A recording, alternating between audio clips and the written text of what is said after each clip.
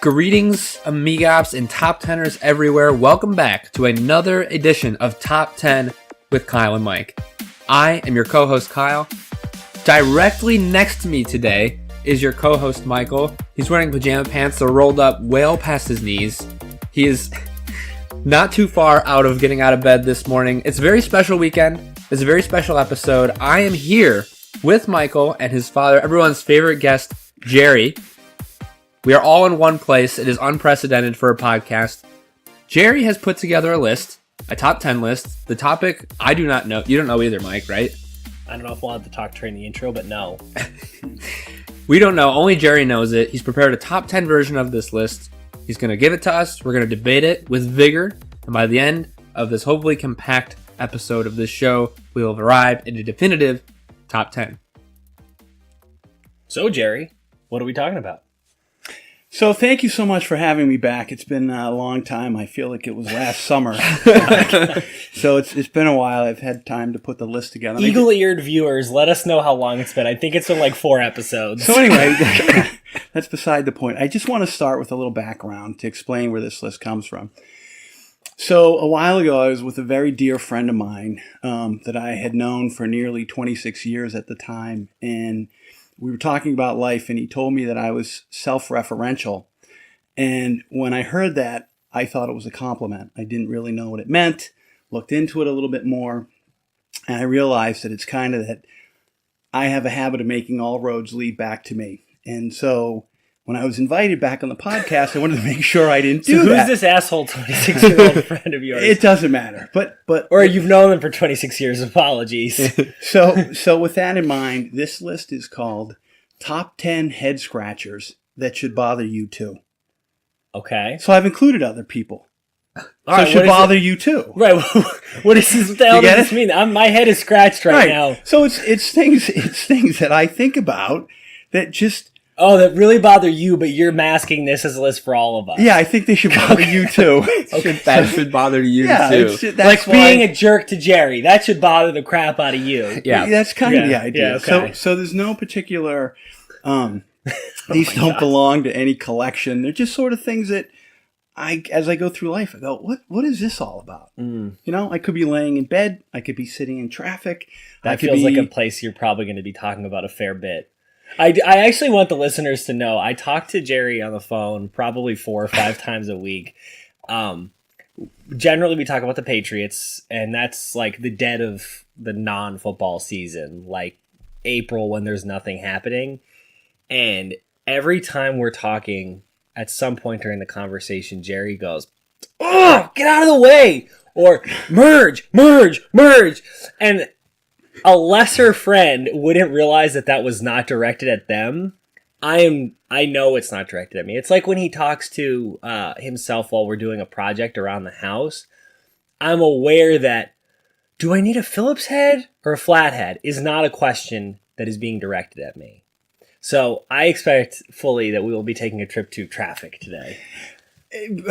Well done. Yeah. And I think we have an expert here that might be able to answer some of these things. That's actually a great point. Kyle might be able to explain to us why these people are such dickweeds. I cannot explain human behavior, but... Only observe it. You can explain the incentives behind this human behavior. I can explain the ways in which we model for human behavior or try to estimate it. Mm-hmm. All right. That's as far as I can guarantee. How many Jerry's per hour? Yeah. Right. Per lane. Yes. Yeah.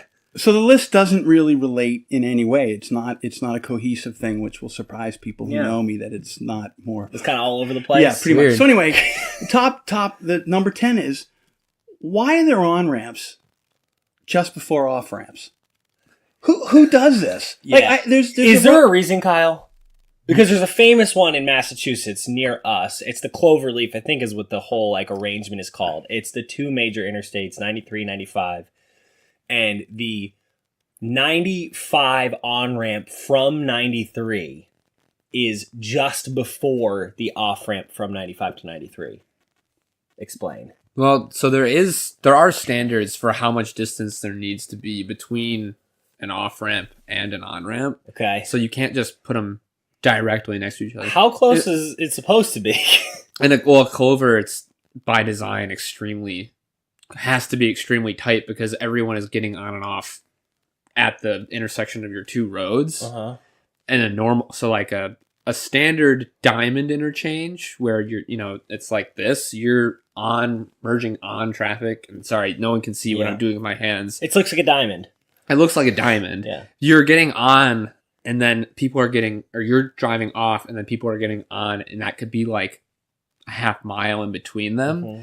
But by definition, a diamond interchange takes up tons and tons of space, and often the limiting factor almost always with interchange design is not operations. It's like public It's land. almost always right-of-way acquisition. Yeah. And so cloverleafs are extremely inefficient because when you go in a loop like that, you're forced to slow down. Like a diamond interchange, you can get off. You don't barely have to change your speed at all. A cloverleaf, and the limiting factor there again is trucks. Trucks have a really hard time navigating a cloverleaf.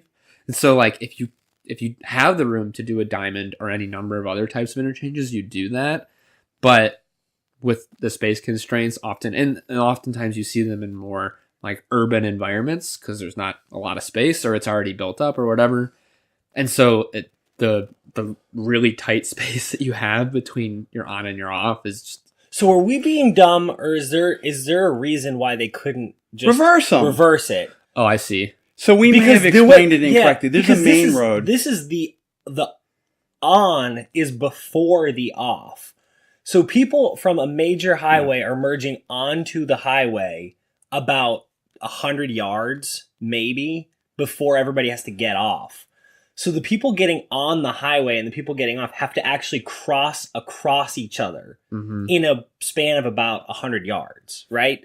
So you're asking why we can't just have the same clover configuration, but such that you get off and you do this type of thing. This is really hard without visual cues. And then, and as you get on, you're doing. I don't design. There's a difference between a traffic engineer and a roadway engineer. So I don't physically design roadway structures. So he's saying it's not his fault. That's what I'm hearing. No, it's not what I'm saying. I'm saying that there definitely is there must be a structural reason. It's too stupid otherwise. Because you're right. Why would you do that? This particular road is such a disaster. Yeah. Jerry, I'd like to note, to bring this back to the star of this episode, is so the way that you fix this, if you're a driver on this road, if you've done this road, so if you don't know it's coming, it's whatever. You're from New Hampshire and it's whatever. The way you do this is you get over to the right lane earlier than you think you should. And then you let the people coming on past you and you actually merge across like the little rumble strip. It's actually much safer that way. Jerry instead likes to dive bomb in from the left lane. So you zoom in at 80 and then you just cross over in front of people. So that's part of why you have such a problem with this. But the fact is, you've proven my point. It's a head scratcher. Yeah. Right? Don't you kind of go, what? Why can't you get people off, get off the road, and then put people on? But the reason, usually at a cloverleaf, so like, let's say you're driving northbound on whatever you're on, and you want to go eastbound when you get off. Usually you can just do that, right? There's a ramp to do that. Yeah. And then if you want to go westbound, you have to go underneath the road and then loop around to do that. If you were to get off before you went underneath the road, how would you get going westbound, right? Without making a left turn. Yeah. See, this is where you. So this is not your fault. I'm sure the audience knows exactly what you're talking about. Jerry and I are not very good with these things. Maybe this is why we're scratching our heads so much. I'll draw you guys a diagram. Yeah, probably can't fix this. You know what? Actually, I'm gonna commit us to Kyle's gonna draw a diagram of this, and we're gonna post this on social media. Let's remind Caroline to do this. I want to see this. The long and short of it is that in the way a cloverleaf is set up, you don't have to. It doesn't have to be signalized. You can just merge into traffic. When you're done, you can just merge right into traffic, and if you didn't go underneath the road you were trying to get onto or over it, whatever, you wouldn't be able to do that. So the short answer is it's just we're going to have to also show you the actual road, because these are not roads that kind of are perpendicular to each other. They are shaped a little bit strangely. So this exact piece of what you're saying if I'm thinking about this right, you don't actually cross under the highway at any point. It might not be a true cloverleaf. It might just be the way people are talking about it. We're gonna dig into this because I'm super interested. We could waste an hour talking about this. Yes, you could. This has been a good 5 minutes, and I don't mean like just been a good 5. I mean, it's actually I'm interested. I need to make sure we've conveyed all the facts properly because we probably haven't. I don't think that's important. Because the head is still scratched. Yeah. So, all right. So number 9. All right. So number 9 is you've made A Dog Day Afternoon. You've made The film? Yep. Okay. You've made The Godfather Part 1. Yep. You've made The Godfather Part 2. Are we John Casale right You now? are an actor of your generation, and inexplicably, you make The Godfather Part 3. Oh, I thought we were John Al Pacino. Casale. No, it's Al Pacino. Yeah. Can someone explain that? The guy's an accomplished actor. He's amazing, and he does all these great films and great work. And suddenly, he lays that turd. He's not old. The problem is, in this situation, he's not old enough to have forgotten how to act. Like, you and I have talked about before how there must be an aging curve for actors, the way there is for athletes. Like, you can't reasonably expect a quarterback to perform at a Pro Bowl or All-Pro level at 40 years old. That's just absurd. Obviously, it's a preposterous notion. Yeah. For the most part. But Oh my God. But it's because they're an athlete, and so you say, okay, well, it's natural that they age. An actor or actress would too, because, they've got other interests, they got grandkids, they got stuff going on, they're a little older, they're not quite as sharp, blah, blah, blah, blah, blah. So I would be understanding of this if Al Pacino weren't like 55? If that. It's 14 years. There's 14 years between the movies. And for people like me who were huge fans, and I think I've got a lot of company, many people think those two movies are two of the greatest of all time. And Pacino's better in 2 than he is in 1. Absolutely. And you look forward to this movie. You wait 14 years. Yeah. Like, pick one of your films, The Avengers, or someone that you're really into. You wait all this time, and it stinks. Attack of the Phantom Menace. Yes. Yeah. And so that, to me, I just don't get it. So are you questioning why Pacino specifically would choose to do this movie, or why more care wasn't more like, why is he so bad, Why right? is he so bad? Yeah. Okay. I've never actually seen part 3, so I don't know. If we can beat it up enough, you should see it. We have to, but I think we first have to beat the movie up enough, because if you go into it without generational expectations, it actually is not as bad a movie as you think it's going to be. I think it's fair to say you're using The Godfather 3 as kind of an avatar for the next 10 to 15 to 20 years of Al Pacino's career, right? Because he basically goes from being the best actor on the planet to being the worst, with the exception of maybe Scent of a Woman, Heat, and Insomnia are like the 3 good movies he makes over the next 25 years. I'm using it as both, but primarily selfishly as a standalone. I waited all this time for this movie, and other people did too, and it stinks. It just stinks. His fault. It stinks. He stinks. And it's his fault? Yeah, it's his It's fault. not all his fault. It's probably poorly written and yada, yada, yada, but I think you could get over it if you at least could cling to a good Al Pacino performance. He's unwatchable. Oy. Yeah. That's too bad.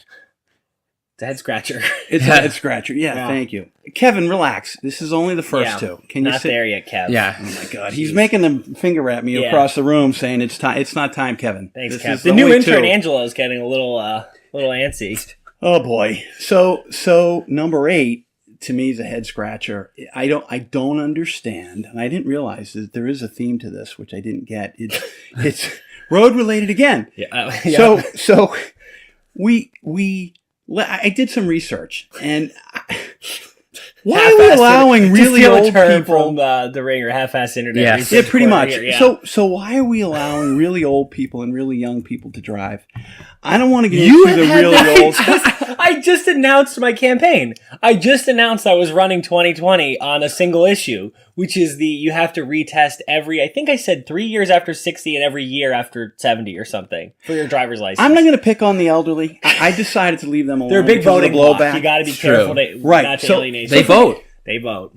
I looked it up. In New Hampshire, you can drive at 15 and a half years old. Okay. 15 and a half years old. Yep. This might be for a Rocket Man to answer this to Mikey us. Mike? Yes, Yeah. because it says, and he's North Dakota? South. South. Perfect. The youngest legal drivers are in South Dakota. You are correct. And they're 14 years, 6 months. Yep. So you can't go to an R-rated movie until you're 17. Yep. You can't drink until you're 21. Yep. Why are you driving? Like, that's a head scratcher. Yeah.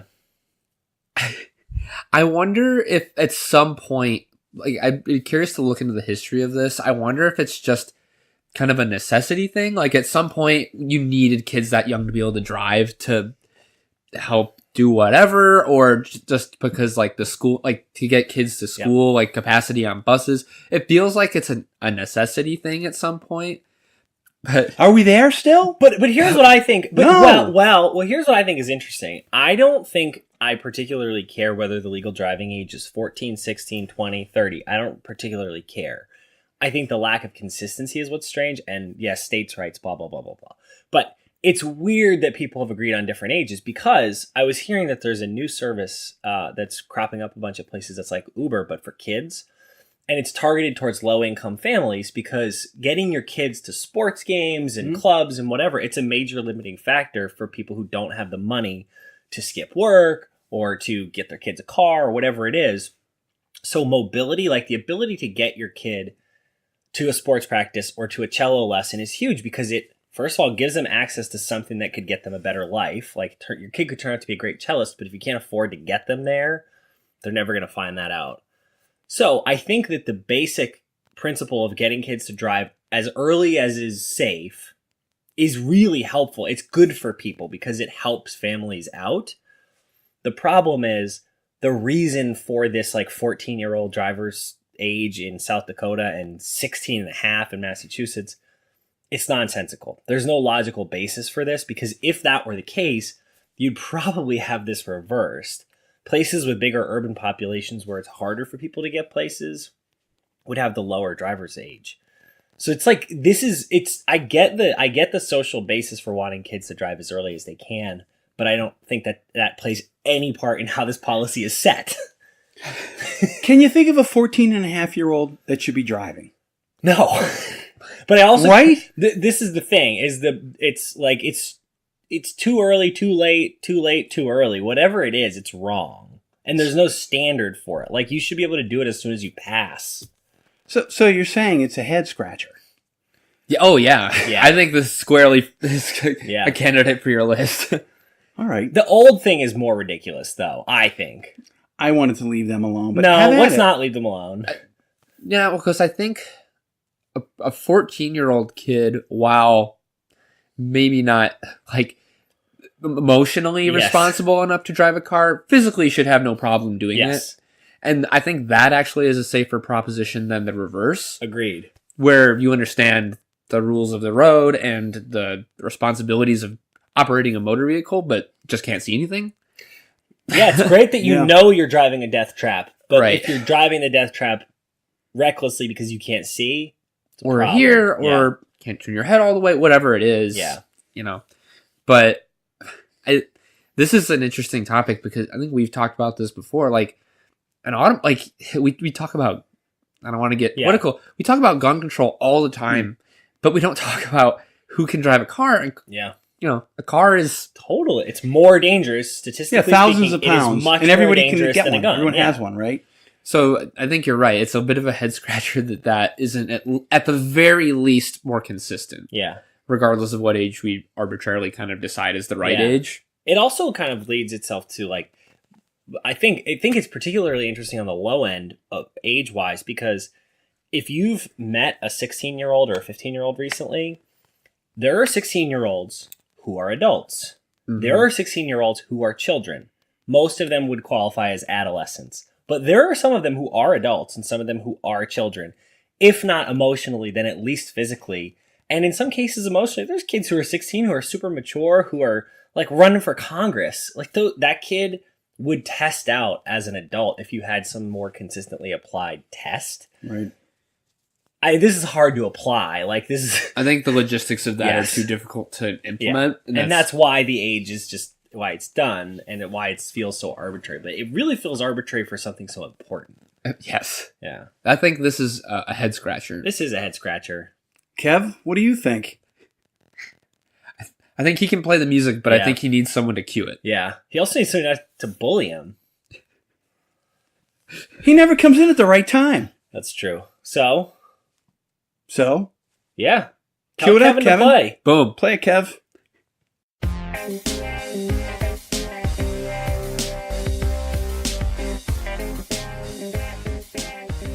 Wow. That was a particularly stanky rendition today. A lot of stank today, Kev. Thank you. So what time is it now? Now it's time for the top 3. That's true. So these are non-head scratchers. Like, this makes perfect sense. Total sense to me. Okay. This makes could still be a head scratcher for most other people. Yeah. You think about how this list could be populated with so many things, and I came up with bacon. Yeah. No mystery here. We all have a belly full of bacon right now. No, but bacon, I was thinking of the thing that is not a head scratcher. It's just bacon. And I put that in all 3 places. So bacon occupies all 3. It's bacon, bacon, and bacon, because bacon is perfection. Yeah. Bacon in a chocolate chip cookie. Yeah. Been done. Have you ever had that? You brought them once. Yeah, Nicole, Oh my God. I think Jerry and Nicole might have made them for me for my birthday. Unbelievable. It's the year I got the Kevin Youkilis jersey after he'd been on the Yankees. It's a breakfast food. It's a lunch food. Yeah. It's a dinner food. It's a snack. Yeah. It's a sweet. It's a great addition, too. Like, the bacon as a standalone is great, but I think chefs these days have realized that bacon as an addition to stuff is great. Is it, it's Gaffigan, right? He does this whole thing about bacon. I don't know. Foods you don't like, you wrap in bacon to make them better. How interesting. That's true. You know, it's also a candle scent. Do you know that? Yeah. Yeah. I've seen It's it. the man candle, right? Yeah. Yep. Yeah, I mean, there are folks out there that dislike bacon, to be sure. But I think if you were to power rank, like, foods based on approval rating, just on taste alone, because obviously it's going to kill you. But, like, if you just ask people to approve or disapprove of bacon taste-wise, I imagine it's near the top of the food pyramid. I would agree. But the other thing that I think is interesting, maybe this is more specifically what you're getting at, even beyond approval, is that it just, the fact that it's great makes such perfect sense because it's just fat and salt. Right. Like, in addition to being great, it is not, like, there's no mystery as to why it's good. Like, there's some foods that you eat and you're like, this is great, but I can't put my finger quite on why. Like, what? No, this is the fat and the salt are really tasty. And sometimes, like, the maple, which is sugar. Or if you put, like, nice pepper on it, like, that's nice, too. Oh, and you could put it on peanut butter. I don't know if you've ever tried that, but a peanut butter bacon sandwich. Oh yeah. Giddy up. I don't know what our lunch plans were. I don't know what they were. It was a salad, actually. All right. So moving on to number 7 of stuff that, again, this is acquired over a lifetime of things. So it's a lot bear of with wisdom me. here. It's not wisdom. It's just a lot stuff of head that scratching. It's stuff that gets stuck in my brain. So when I was younger, there was a big deal about hijackings. And planes... No, seriously, I still think about this. Planes got hijacked Didn't, all like, the time. Cubans take planes to Cuba all the time?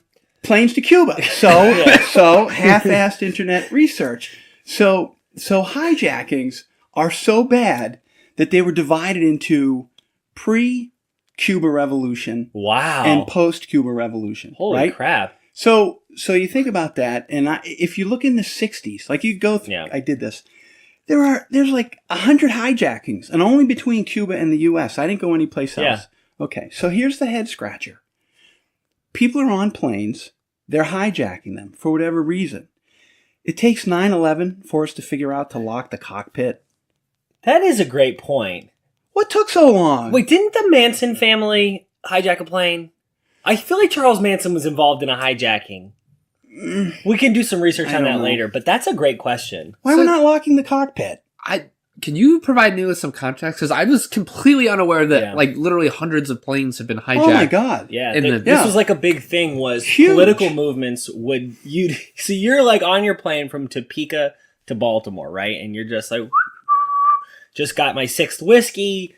You know, I'm smoking a cigarette. This is great. It's a happy life up in the clouds.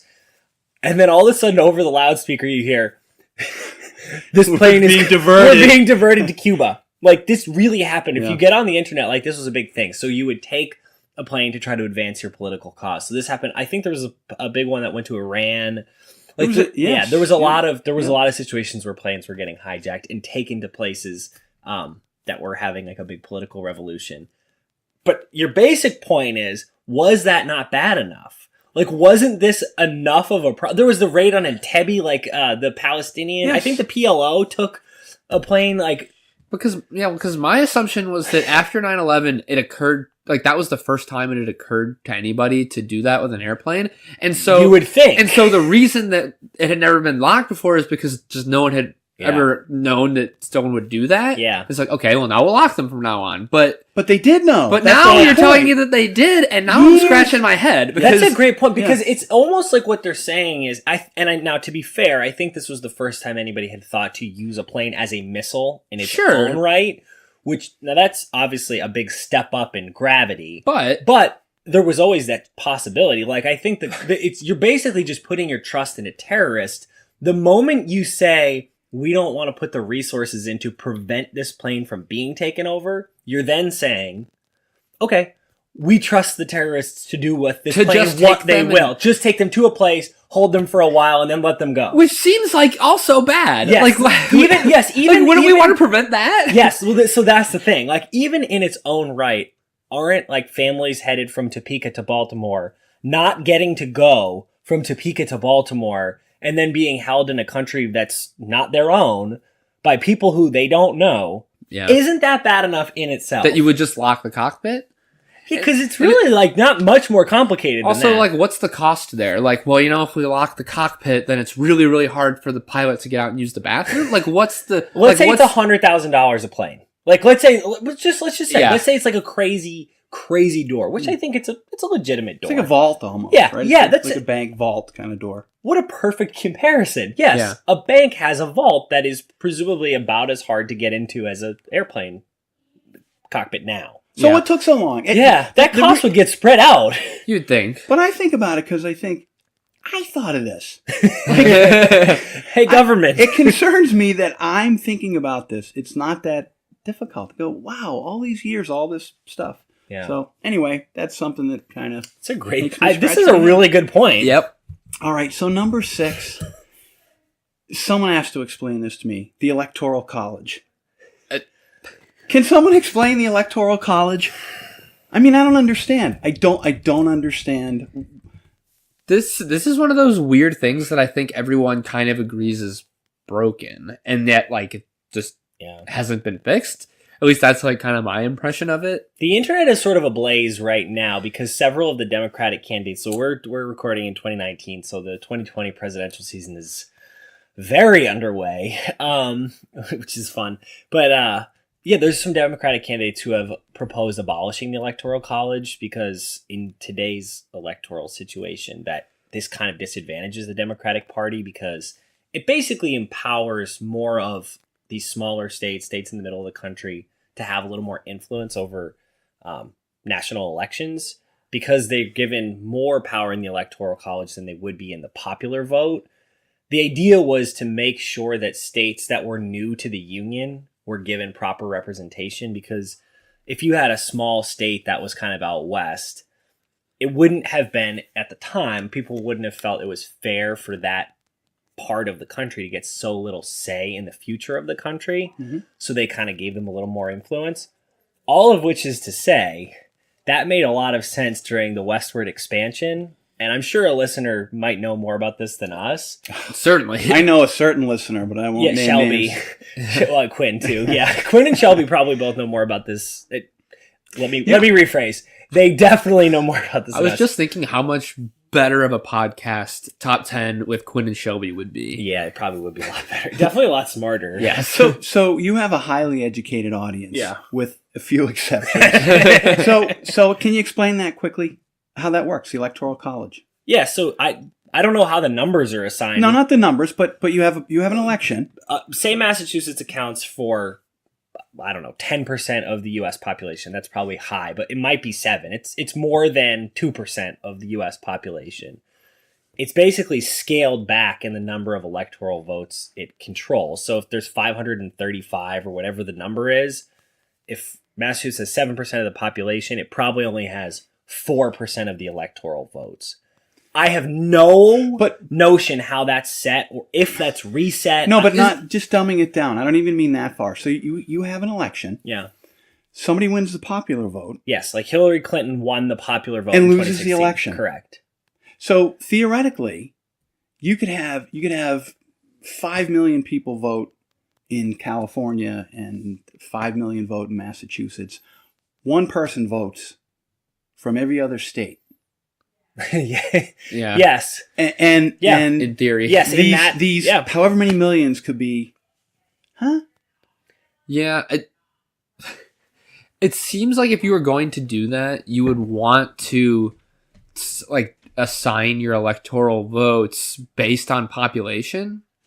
And if you're going whatever, if it's Massachusetts is 7% of the total population, they get 7% of the electoral votes. But if you're doing that, at that point, there's no difference. You're just recreating the popular vote. Right. So there must be some difference to it. Yeah. And the question I'm asking now is why is that? And why we continue to do it that way? Well, I think that's the question. Yeah. I think we'd probably have to dig into what the method, like what the scaling method is. Yeah. Because it's not, Massachusetts doesn't go from 7% to 2%. So it's not a pure state versus state vote. Right. Like the person who wins 26 states doesn't necessarily win the election. So it's not like they scale you down from your population to 2%. To 2%. There's some factor, but it's also not 7%. It's something in the middle of that.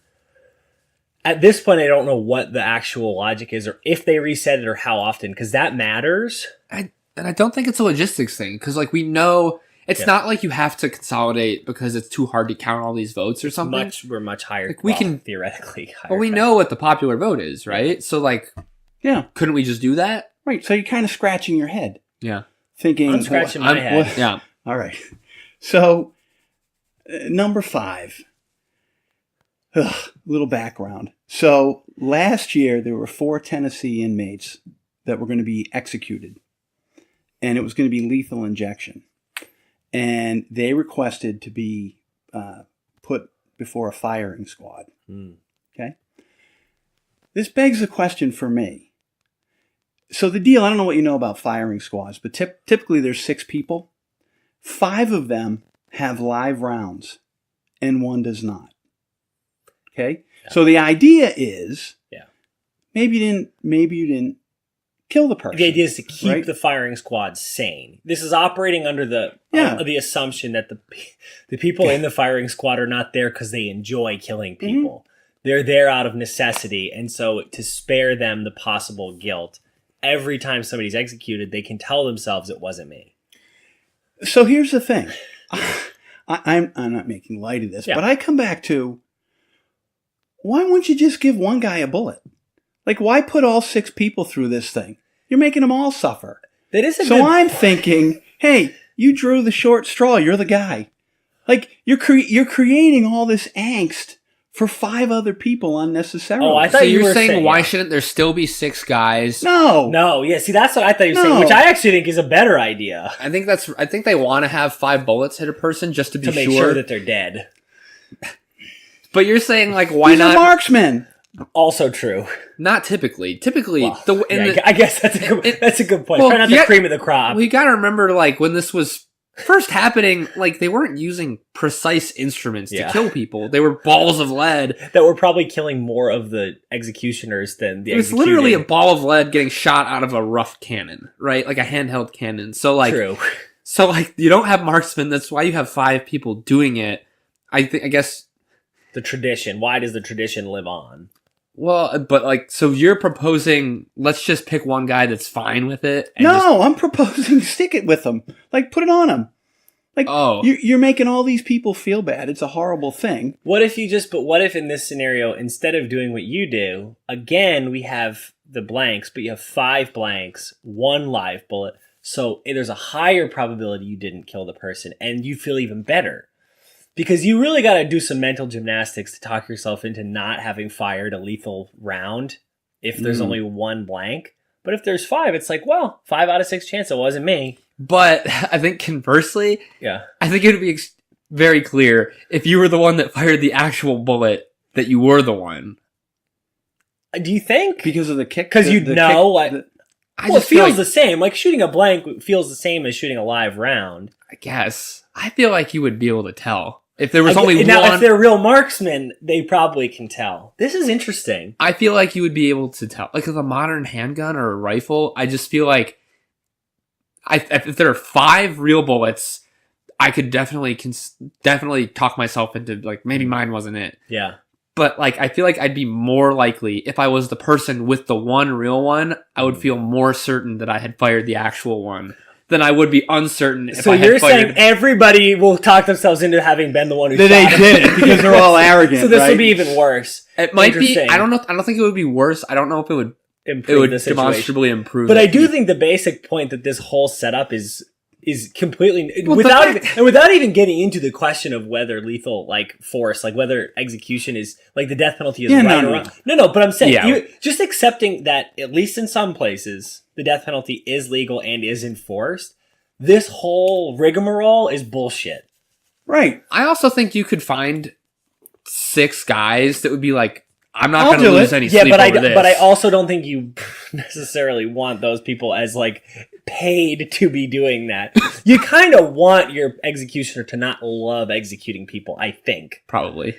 I think. Yeah.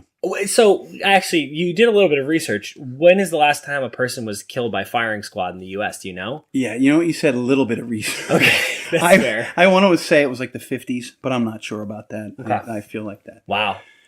Yeah. Well, so anyway. I'm glad I don't have that weight over my head. Yeah, this one, it feels like I'm scratching my head a little bit, but I'm not super worried about it because I don't think anyone is going to be killed by firing squad soon. I hope not. So I should be this is the first thing you've kind of put me at ease over. Good. So you feel better about this? Yeah, because I think it's just not important. Yeah. Right. All right. So number 4. All right. This film peaked at the 10th highest grossing film. At its peak, it went to 10. It's currently 15th, and it's made $1.25 billion. Okay.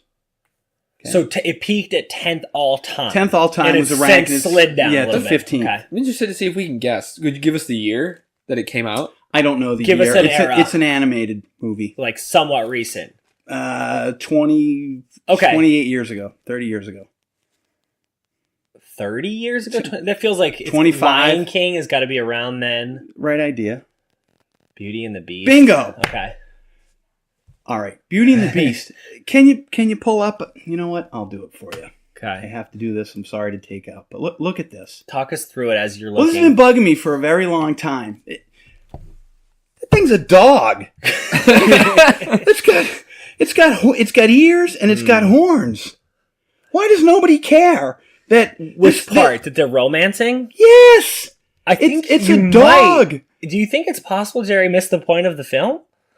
I think that's kind of the idea, Jerry. Jerry, did you watch the movie? Of course I saw the movie, Do you but know it's the a major dog. themes? Are you familiar with the point of this film? Yes. Well, tell us the point as you see it. Well, the point as I see it is this beautiful young woman, right, gets thrown in a old castle or whatever with this guy that doesn't know how to love. Yep, there was no love. Right, and he's got time. This rose is under glass. Tale as old as time. Yep, it's gonna wilt unless he figures out how to truly love. Mm-hmm. Why is he gonna be a dog? He's a dog. So are you saying that this is a kid's animated film? Why can't we make it a really unattractive person? It's a dog. It's got horns. It seems like you're really hung up on it, like specifically looking like a dog. No, it's not even the beast. It's like thing. It's like the not. It's sort of easy. It's sort of the bestial nature of this creature. It's that it's not a human. Like you think it's weird to be teaching kids that there's romance occurring between a human woman and a very clearly non-human other thing. It's weird. I just don't get it. I get the story. I get it's beautiful. It's one of my favorite. I think it'd be films. I think it would be a lot different if we were to understand that this is a beast, and he's always been a beast, and he just doesn't know how to love. But this was a person, so like he has human capacity to love and think and operate. He just happens to be really ugly. Why can't Why can't he have like a cauliflower ear and He a could be broken Elephant Man. nose? And The answer is because Yeah. it's a fairy tale. it would be a Like, lot it's scarier for kids too. It's the whole like this feels like a grim like I a think it like a might be. really old really old folk tale Yeah. that has I think tales like that are better for their kind of sensational kind of nature, and they're supposed to be kind of scary, and the Beast is terrifying. And Yeah. I think part of what we appreciate about the movie is that Belle is not only like at first it's less disgust and more of just fear. Like when the Beast is introduced, it's like he's an animal hunting her or something like that. I think like if it was just an ugly person, it would be like disgust and Creepy. shame Yeah. versus fear. And I think there's actually an important distinction there. Am I off base here? I don't find this particularly head scratching. I'm totally with you. I think you're kind of, pardon me, I think you're a little hung up on the bestiality portion of this. I'm totally hung up on it. No, I know. But I will. will say, okay, let me ask you this. Sure. You have 3 children. Is that accurate to say? Yes. Okay, and your children are all grown Yes. and reasonably functional? Sure. Okay. We all loved this film. I think we all learned the lesson we were supposed to. Like, I'm not humping the cats for the most part. Like, I don't know what. Yeah. It's the other way around, typically. Yeah, they do hump me from time to time, but Yeah. like, I think this was okay. This went okay for Yeah, us. I just don't are like you it. retroactively feeling you parented poorly on No, this no. topic? I'm feeling I really like the thing, but it's always bothered me that there's this hulking beast that's got horns and weird stuff. And It seems to me that maybe, just Yes. maybe, you're imposing a little bit more of the physical love onto this movie than is really present. You know that there's no lovemaking in this movie, right? On screen, at least. There's a time that You they're don't up in seem that convinced. library. I'm not convinced. But, okay. All right. There's a time they disappear into the library. But, Probably reading, Jerry. Yeah, I don't think but they were okay, humping. so to my point, if you go to the Broadway version or the real Yeah. the act, why are they not beast? They're people. The person that plays So Beast- you would like them to train a bear? No, I'm not saying no. That would be great. No, but if you look at the Broadway version, it's a man. It's not They're some dressed as a beast. no because they don't no have it's nope act- it's nope no horns, no tail, no. We went to see this together, Dad. It seems like a logistics thing. Yeah. All right. anyway. We're moving Okay, on. So moving on. So now Beauty and the ugly guy. are we cueing music again? No. We probably doing should- honorable mention? No. That's more editing. But yeah, let's do some Yeah. honorable mentions. All right, so these are other things that I kind of scratch my head about, and I think you should too. So I've recently been in the company of a grandchild, and Mazel. Mazel. Yeah. So I was reading to him, and he's 9 months old, and I'm reading him a little book. I forget who the publisher is of these, but it's like Golden Books or what it used to be. And he wanted to hold the book, and the book was kind of heavy, and he was squirming around, and he nearly chopped off a toe. The book is heavy. Why do children's books they have sharp corners and they're heavy? Like, can't we put bumpers on them? Or isn't there something we can do? He wanted to hold the book. So I let him hold the book. The book dropped. It's an interesting question because Like- they do have those fuzzy ones. They I do- got him one, and it was great. But it seems weird that they're still marketing like big, heavy. The cardboard is sharp. Why is it not a standard? Oh, you think like that the safety authorities should step in I on think this? we do everything else. We childproof this. We evaluate car seats and swings and everything else. Just don't understand why something as dangerous as a book. I guess that's something that they must not test for that. And Yeah. to be fair, like for me, that's not something I would consider, but I'm not a grandparent or a parent for that matter. It's true. But you're saying like, so this book is like definitely specifically marketed for children. It's a children's book. Is it like, Yeah. like how many pages is it? This one's about 40. Okay. That's a big children's book. Also, probably the thick cardboard pages, It right? is. Yeah. Yeah. So beautifully designed. Lots Yeah. of great graphics. And I wonder if, a like, sentence on a page. I wonder if, like, let's say we reached out to the publisher, the manufacturer of the book, if they would say it's user error because this book is not designed to be used by a child. It's designed to be read by a parent to a child. That's an important note because your grandchild, I think is worth noting, is spectacularly strong. Now, I might be biased because he is my nephew, but he's a freakishly strong baby. Is that fair to say?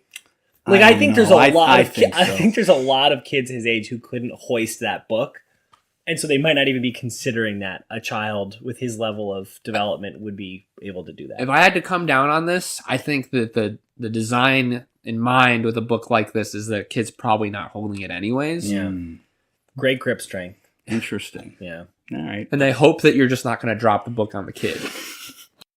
Intentionally. So you're blaming the victim. Intentionally from a great height. Yeah, I'm victim blaming. We're victim That's blaming. exactly what's happening here. Another honorable mention, pickup trucks. Okay. So Ford has they've got their 14th generation F-Series truck, right? Okay. The first one was made in 1948. Yeah. And I went back and looked at this thing. It's a beautiful truck. Why do they keep getting higher off the ground? Because in the 100-year period, and we're not 100 years, right? It's not 48. What are we? 52 and 19. What's that? 71. What are you doing? Oh, you're Well, people's height. Math. American men, the average height has only increased 3 inches over a 100-year It's period. actually pretty impressive that it's increased that much. But it's 3 inches. Yeah. But these trucks have gone up like 10 inches. Yeah. What's with that? I think... Why are we making these trucks higher off the ground? Second. Looks like we've got a real answer here. No, it's not based in science or physics or anything like that. Part of it, I really think that men like getting up in a truck. It's a wiener measuring thing. Yeah, I really do believe that there is they're marketing towards you want to step up into a car and feel like you're above the road. Get your tape measure out on the way up. Yep. I feel like that's part of it. I feel like it's partially to accommodate probably larger tires. I think that could be part of it. I don't know. And we should ask Mike this, or Cam probably would even know best. Is there like some sort of reason that it needs to be higher to increase its hauling and towing capacity? And that could be it, because with a lower like hitch or lower whatever, it might be more difficult. You want to tow something close to its center of gravity. If you're hauling an RV or whatever it is, maybe it helps. I'm only speculating. There might actually be power and torque reasons behind it. I certainly don't know. But those are, if I had to hazard a few guesses, those would be mine. So truck height is outpacing human height increase 3-1. Just saying. Yeah. All right. And another one is the Peanuts gang. Oh my God. Wow. Sorry. Whew. Sounded like yeah. No, the Peanuts gang. huge fan of the Peanuts gang. And I don't understand. What don't you understand? No, you love the Peanuts. I love it. What's the confusion? Let's head scratch. Okay, so Charlie Brown and Linus. Okay. Charlie Brown is bald. and Linus has wispy hair. And they're supposed to be 8 years old. Yeah. What is going on here? They're simultaneously too old and too young for that hair. What is going on? They're bald kids. I mean, you ever see Caillou? Not at 8. At 8, though. Not at 8. That's an interesting point. Linus has a receding... Linus has the rooster. He's only got like 12 hairs. Yeah, that's true. I think that if I had to guess, I think it's probably intentional. What's his name? Charles. It actually characterizes them kind of effectively, because they are kind of old souls. Like they behave. They don't. That is true. They don't really behave Peppermint like kids. Patty, for example. Lucy, they all kind of act older than their age, and like I think that's. Oh, you think maybe it's the point? It's like kids are. I think it's part of their appeal and part of their charm. No, it feels like it's more victim blaming. So it's me again, because I didn't get the point of you think Beauty and the Beast. So it's interesting though. You're casting yourself as the victim in all these situations. Yes. A lot of this stuff comes back to you, Jerry. I know. I was trying to make it not interesting. to. Speaking of which, and we're not even going to go there because this doesn't count. Why does the teacher go wah wah wah? And why do they understand her? They don't. I don't That's think the they do. point. I think they do understand. No, they don't They all understand. speak like you and I do. Yeah, come on. That's like, you get that. That's just because teachers are annoying and the kids Well, I don't find it like it. annoying. I don't like it. All right, what's number 3? Number 3. So, the plunger. I said it didn't make sense, this list. It's just stuff that I that's randomly fine. think about at odd times. We're not reordering. Just I think we should. So, so the plunger was invented in 1777. Wow. Yes. Really? Earlier Yep, than I would according have to anticipated. Wikipedia. That feels like it predates plumbing. Yeah. This makes it a 242-year-old invention, Okay. right? Really, really great thing. Efficient, whatever. Why can't they make one that doesn't splash? You ever have to plunge something? Yeah. It's not Have. possible. Why are we It's not? usually poop. Why is someone not working on this? How have we lived with this a really important tool? I just fixed 242 it. Wait years. a second, guys. I just fixed it. A guard. Why wouldn't you just have... Wait a second. Okay, it's already fixed. So you put an adjustable bowl-sized guard, because you have to adjust it up and down because there's different depths of the bowl. Like a plastic guard that's approximately the shape and size of the average toilet bowl. And it just attaches to the handle. It just attaches the handle. You slide it up and down, and then you plunge, and it splashes onto that. Doesn't that seem like it? Did I just solve it? I feel like you I think solved we might it. have. I guess And cheaply, right? I didn't radically increase the complexity. So or you're cost. thinking like a dog bell, Yeah. like the a collar almost. Yeah, like sort of. the I mean, it thing would that- probably just be flat. Yeah, like plexi. but that's the not idea, plexiglass, right? But the reasons I think that doesn't happen, I think a plunger manufacturer doesn't want to deal with it, and I don't think they get that many comment cards on it. I don't think that many people are like, God damn, this splash. Like, have you ever been splashed? I have, but like I kind of You're understand not getting it as- angry enough. I just think it's like part of the process. it doesn't have to be. Why does it? Why do we have to live with this? It's a mechanical. It feels like things have already gone badly enough. You don't need poop on you. Yeah, the thing sells for like $4.99. What could Up it it to $5.49. Like it's an extra 50 cents, I think. If you've ever needed one, holy cow, you would pay a hell of a lot more than $4.99 for it. Cam Right? always says the time to get a plunger is not when you need a plunger, always before. It's a great point. Exactly. Thank you, Cameron. Yeah, That's totally wisdom. agree. Sage wisdom Yeah. from Cam. Totally Poop agree. related. Yeah, usually. All right, so number 2. Ooh. Or 3? yeah. Did we do 3 No, we just already? did 3. That was Plunger 3. number 3. Oh, the plunger was 3. So- Yes. plunger Oh was yeah, 3. that's on the list, Yep. baby. Oh, okay. All right. So Hi. Yeah. So again, don't hold me to these exact numbers, anyone out there, but I think these are close. Shut up, Quinn. Germ theory was proposed by Girolamo Frascatore in 1546. Okay? And let me tell you, there's a lot of germs on the poop splashing on your shins. It's weird how these Yeah, things it's all relate. okay. It was It is unintentional. interesting. No, it might not be intentional, but it is somewhat logical. Subconscious, Like it's but- there somewhere. 1762, expanded upon by some guy's name I can't pronounce, Marcus von Something. Plensis or something. Okay.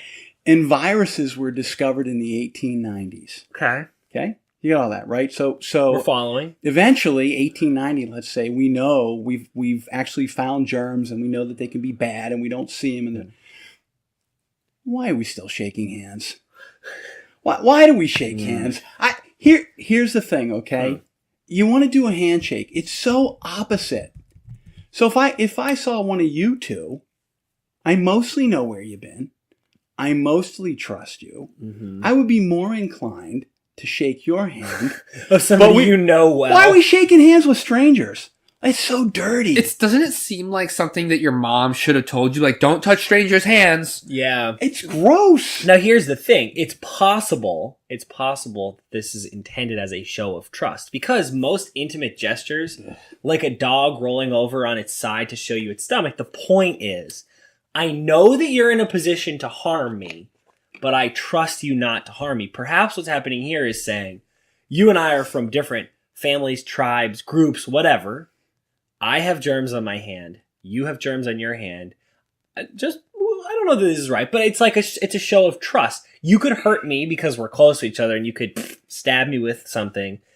And Okay. so we're close, but also, so the point is, I think that the ancient origin of the handshake is a show of physical trust. Like, you're not going to hit me with a club. It's right? not a germ thing. No, it's originally. not. But what I'm saying is I think that it actually sort of serves that purpose now, where there's less of a chance that somebody's going to hit you with a club, right? Like, it's low probability that when I shake somebody's hand, they're going to use that proximity to club me. But they could give me their meningitis. And so I'm saying, I trust you not to give me meningitis. And you're saying that tomorrow when you meet someone. This is what we're saying. You're going to meet someone. I do. I'm not saying I want to say it, but I'm saying it. I think... Have you ever shaken hands with someone and you saw them sneeze or cough right before? If you haven't, I've never seen it happen, but I know it's happened. Okay, I agree with you. Why can't we nod? It doesn't gross me out that much. Okay, so that was what I was going to ask you. Like, what's your feasible alternative? Yeah, like what do you propose instead as our communal, global? Because everyone in the world, I feel like, does this. Yeah, like, it's a pretty common gesture. What do you propose instead? Because I think that a nod... The audience, Jerry's nodding. But you're right. Like, a handshake kind of does convey a kind of sense of, like, you physically have to be kind of close to someone to do it. A nod is it's fairly impersonal. It can actually be aggressive, the way Jerry's doing it right now. Now, here's my question. Why not, like, expand the use of the hug? Because the hug gives you the same sense of physical proximity, but at least in my opinion, I'm no epidemiologist. I think there's less a chance you pass. Joe Biden. Nice, good one. It was very topical. That's good. There's less a chance of passing on your germs because it's clothing on clothing. Now, I don't propose we extend this to the beach. Keep shaking hands, because on the beach, there's all kinds of muck that's mixing with each other. The beach is no place to shake hands. It's no place to touch. I propose the home run celebration. The elbow. That's intimate. And think about a bunch of guys. Yes, it is. Not very intimate. Sure, it is. A bunch of guys on a sports team, right? They're all pulling for the same thing. Yeah, but this also, I think there's a power dynamic here too. Now, don't get me wrong. People do this with a handshake, where once again we're back to wiener measuring, and they like to crush your hand. Yeah, we talked about this on your last podcast. Everyone should know how to do a good handshake. Correct. I didn't say I liked it. Aha! Logical and consistent. That's a high five between two people who trust each other's germs. I just touched my butt. Nope. It's the acceptance. Okay, I touch your butt all the time. Adjusting my. It's the acceptance of a social convention that I cannot change. So you should do it right. Interesting. But I hate it. You hate it, but you still scratch your head. All right, scratch your head with your left hand, shake with your right. And the thing that I know that really keeps me up is, and I've been thinking about this for a very long time. Why are we washing bath towels? What? Because you just touched your butt with it. After you've taken a shower. Yeah, it's still gross. It's still touching your butt. It's not gross. No, it's gross. You come out of a shower. So you think you should just pop it in the dryer? Hang it up. Like, I think you ought to be able to use a bath towel indefinitely. That moisture, that moisture, all the crap that's going to start living in that. After a while, 8-9 days. All right, just for the audience, let me be clear. Jerry's kidding. He's not that gross. He's gross in his own ways, but not that gross. If you use a towel indefinitely without washing it, excuse me, you're clean. Yeah, but you're moisturizing it and putting it out in the damp air. Okay, you know what? Here's what you should do. Take a water, just leave it open. In the open for a long period of time, it's going to warm up, it's going to get moist, and its container is going to get all nasty and germy.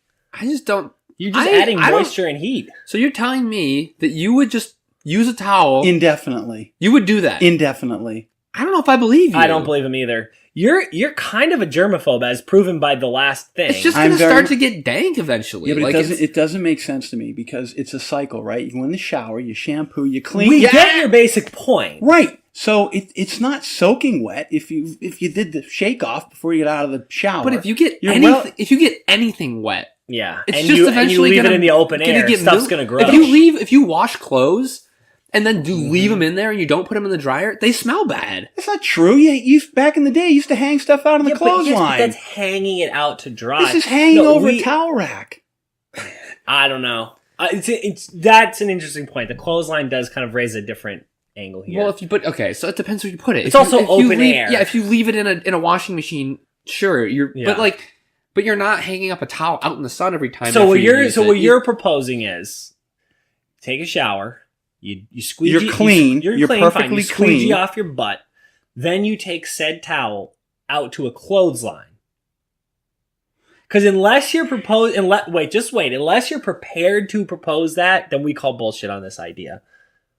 If you're leaving it in that dank-ass bathroom... You're also assuming a scenario where your body is impeccably and entirely clean everywhere that you touch it with the towel. I'm not going to guarantee 100% coverage every time I shower. Yeah. Certainly my towel is going to pick up something. Oh. Come on. You're not doing it right then. Oh my God. Also, everybody has to have access to a clothesline. Like we don't all live at Leave It to Beaver in the suburbs. We're not white picket fence mother effers like you. Oh boy. Like, where am I supposed to hang my shit? I'm in East Boston. I gotta say, I gotta put this out and get some chemicals from the tow truck company across the street from me. I'm going to say that you put this perfectly right because of all the things you have said. This is the one I'm scratching my head the most over. Well, there you go. Yeah, at your face. Yeah. Wait, was that number one? Yes. I didn't even know that was a thing. Wait, Yeah. so that was number one? Yeah, that's oh number my one. God. I That was the worst number one of all all time. time? The best number one. I I'm guess scratching I'm my head scratching here. the shit out of my head. Well, there you go. Oh my God. Do you need a recap or no? Recap. Well, is there anything that you have that you scratch your head over? I haven't thought about a single one of my own thoughts this entire time. I've been too preoccupied thinking about the dark and dangerous place that is my father's brain. Yeah. I kid you not, I haven't even pondered one independent thought. I'm actually kind of in the same place, which is funny because wow. I kind of rely on the fact that as you go through your list, I will naturally think of other things. Yes, I wouldn't say we tune each other out, but occasionally you got to take a little mental vacation to think of some stuff because we don't reveal the list ahead of time. Yep. But I didn't do that this time. I couldn't. I would have tried. I couldn't do it. I was too distracted. Wow.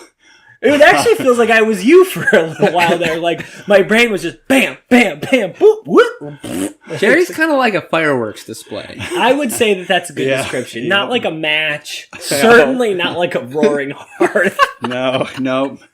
Fireworks Oh, display. man. Yep. All right, recap us. All right, so number 10 is on ramps before off ramps. Makes no sense. Which may be the case that we were describing. It may not. Right. A diagram may be to follow. I promise we'll see. 9 is Al Pacino's making of The Godfather Part 3. Makes no sense. Yep. I don't get it. Why we're letting really young people drive and they can't do other stuff like see an R-rated movie. And the elderly. And the elderly. And the elderly. Yeah. We're going to, in a future cast, maybe, if you have me back, we'll propose a curfew for the elderly.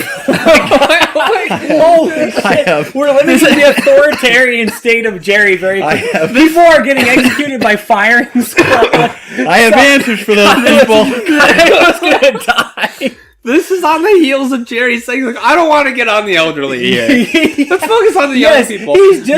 He's just rounded the mics and giving them a No, I have an answer. I'm an answer guy. You might You're not like them. You've just given us like an hour and a half of no answers. Right, that's why they're head scratchers. They're head scratchers. Right? That's the So thing. you're not an answer guy. No, I am I'm an not answer an guy. orgy guy. No, I am an answer guy. You just might not like my answers. Okay. All right. Yeah. So what's number whatever? I'm so lost. Number 7 is what took us so long to figure out to lock a cockpit door. I just want to interrupt really quick. This is actually, I think, number This one, I this think is the most head scratching. We're not going to reorder. Let's unofficially put the top 10 KM stamp on that as the most head scratching. This is like the one I most want to follow up on. Yeah, do with some whoever's in Wikipedia charge. research and talk to the person in charge of stuff. Yeah. 6, the Electoral College. What the heck? Yep. 5, the firing squad. 5 bullets, 1 generally, shooter. what the heck? Just dumb. Whatever. Beauty and the Beast. I stand by the thing's a dog. I get it. You know. What? The hell happened? It does kind of. Yeah, it's when you reorder it, you do sort of realize. I said the disclaimer. All was just a right. little Number rambling. 3. That's the point. Number 3 is the plunger. It's Yep. been around 242 years. It's a great thing, but it still splashes. Not Why can't anymore. someone fix Not it? anymore. 2 is the Trademark. handshake. Thanks to 3M. 2 is the handshake.